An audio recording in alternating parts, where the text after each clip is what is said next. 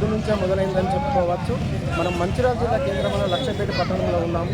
ప్రస్తుతానికైతే మనతోటి కొంతమంది భక్తులు ఉన్నారు, వాళ్ళని అడిగి తెలుసుకునే ప్రయత్నం చేస్తాం.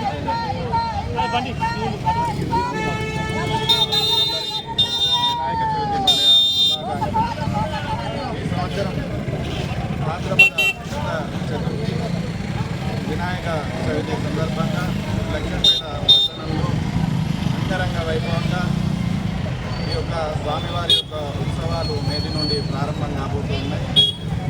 సహజ సిద్ధమైనటువంటి లక్ష్మీ పుష్పాన్ని తీసుకొని వచ్చినటువంటి వారి భక్తులంతా ఎంతో శ్రద్ధగా ఏకవింశతి 21 రకాలైనటువంటి భక్తులతో అదేవిధంగా మట్టి వినాయకుడిని చాలా శ్రద్ధగా గడుపుతూ ఉన్నటువంటి ఈ యొక్క శుభతరుణంలో ఇదే విధంగా ప్రతి సంవత్సరం కూడా స్వామివారి యొక్క ఉత్సవాలు చాలా శ్రద్ధగా భక్తి ప్రధానంగా పూజించేటువంటి పండుగ. ఈ యొక్క పండుగలన్నీ కూడా వినాయక చవితి నుండి ప్రారంభం కాబోతూ ఉంటాయి కాబట్టి దీన్ని మొదటి పండుగగా చెప్తూ ఉంటాం. ఈ యొక్క పండుగ నేటి నుండి ప్రారంభం అవుతున్నటువంటి సందర్భంలో నేటి నుండి 9 రోజులు కూడా ఘనంగా పూజించేటువంటి స్వామివారి యొక్క ఉత్సవాలు నేటి నుండి ప్రారంభం కాబోతూ ఉన్నాం. ఆ వరసిద్ధి వినాయక స్వామివారి యొక్క కరుణా కటాక్షాలు తప్పకుండా ఉండాలని మనస్ఫూర్తిగా కోరుకుంటాయి.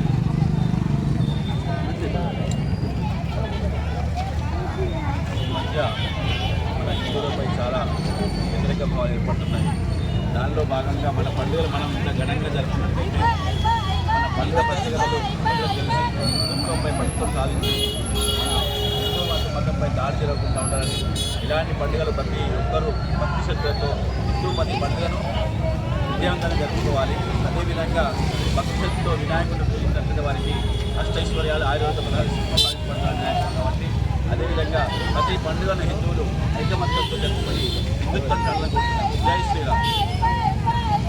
మొత్తానికైతే తెలుగు రాష్ట్రాల్లో వినాయక చవితి పండుగ అయితే ఎంతో అంగరంగ వైభవంగా జరుపుకుంటున్న పరిస్థితి అయితే మనం చూస్తున్నాము. ఇటు చూసిన చతుర్థి దినోత్సవాన్ని పురస్కరించుకుని ప్రతి సంవత్సరము హిందువులందరూ కూడా పండుగ ఎప్పుడు వస్తుందా ఎప్పుడు చూస్తామో అని చూస్తూ చిన్న పిల్లలతో సహా పెద్దవాళ్ళ వరకు కొత్త బట్టలు ధరించి రకాల ఈ పూలతో అదేవిధంగా ఆకులతో విస్తారాలు తయారు చేసి ఎప్పుడెప్పుడో అని వినాయకుడిని తీసుకొస్తాము పూజ చేస్తామని చెప్పి రెండు రాష్ట్రాల ప్రజలు అదేవిధంగా దేశవ్యాప్తంగా కూడా ఈ యొక్క ప్రజలు